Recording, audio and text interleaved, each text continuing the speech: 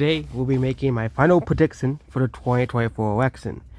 There was, of course, we could talk about best case scenario or worst case scenario. I want to do that, but I'm just going to say this is what I think with my gut feeling. Of course, it was kind of wrong in 2022, but we'll be going over the most accurate and most reliable sources. This time, not Trafalgar. Last time, we did, and of course in 2020 was a weird year. I think 2024 will be more of a traditional election year like 2016 was, as mail-in voting is not as big as it was before. Only like Pennsylvania has large mail-in votes, and most states have done in-person voting, which again is more biased towards Republicans, as Republicans vote in person. But we're going over all of the safe states. So these are the states that I think 90 to 100% of the time Trump or Harris will win. Or basically by safe margins. So Washington, Oregon, California. Yeah, these states I think are going to be safe Democrat as well. Maybe we could put Washington and Oregon as likely Democrat. But these three states are going to vote for Harris. Hawaii will. Massachusetts will. Okay, we'll do it my margins then. But Oregon will likely, as that's within 15. I think Washington will be within 15. Safe Democrat Massachusetts will be above 15, and Vermont, and DC and Maryland. That isn't actually a very lot. Safe Republican, we have all of these states here as Republicans. And every state are actually doing better. Okay, you look at almost every state, and Republicans are improving in every state. Even places like Colorado. Okay, even a place like Colorado, Republicans are improving in almost every state. Okay, and that's the key here. Okay, almost every state Republicans have improved in. Okay. Except for like DC or maybe Hawaii.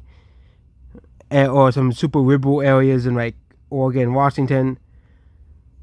Then we'll go to the likely Republican states would be Iowa, Ohio, Florida, and Texas. These states will be likely Republican. And likely Democrat states will be New Jersey, Delaware, New York, Connecticut, and Rhode Island. There are some polls that indicate that these states actually might be closer than we see, but this is we're supposed to be a reliable source.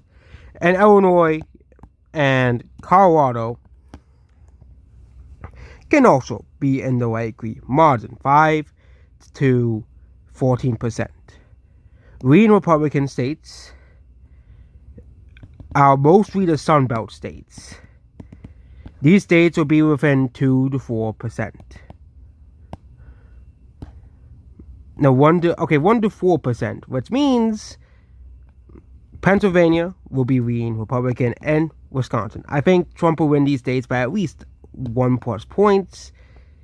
So, and of course, the Green Democrat states, I think Minnesota and New Mexico will be Green Democrat, and Virginia as well. So, also, we can't forget about Maine at large, also being Green Democrat. Then we have the two real toss-up states. I think New Hampshire and Michigan will be tilt. Michigan will be tilt Republican by a very tiny margin, and New Hampshire will be tilt Democrat. Of course, tomorrow we'll really see. Republicans, of course, could overperform these margins, as a lot of indicators have done. Okay, and they say that there's a lot of Republican, that a lot of the election day vote is going to be Republican bias, and there aren't going to be a lot of Democrats voting on election day, which I think is going to be very, very bad for Kamala Harris. And I've been predicting since the very beginning, Kamala Harris is not going to win. Yes, it's not going to be like if Joe Biden was winning. Harris will probably win hold on to Virginia, Minnesota, and New Mexico, and New Hampshire. Biden would lose all of these deep blue states. Biden might actually get, was about to lose New Jersey. That's how bad it was getting for Joe Biden. That Joe Biden could have lost New Jersey. Of course, any state that isn't a safe state, either side can win. And we can even argue that Iowa is a safe state, but I think Iowa is going to be like a 10+ margin. Selza, of course, claims it's D+3, but it's not going to be, as well. Same thing with that one Nevada poll that claims it's the most accurate pollster in Nevada. Okay, first of all, if it's within a point, it's definitely within the margin of error, and any trend towards the either side of the political spectrum could go that way. And also, Arizona and North Carolina could be likely Republican, breaking the 5%. But we're going to keep them as lean Republican for now, as these are the swing states. I don't want to put any swing states in likely Republican, as I have been a very inaccurate person when it comes to the elections. But yeah, this time, these are definitely much more reliable data. So yeah, much more reliable. And it is still possible that Michigan might vote for Harris, meanwhile Wisconsin, Pennsylvania. But I just want to keep usually these three states vote together, so it kind of makes sense. But again, there's still a possibility that Harris does indeed win Michigan.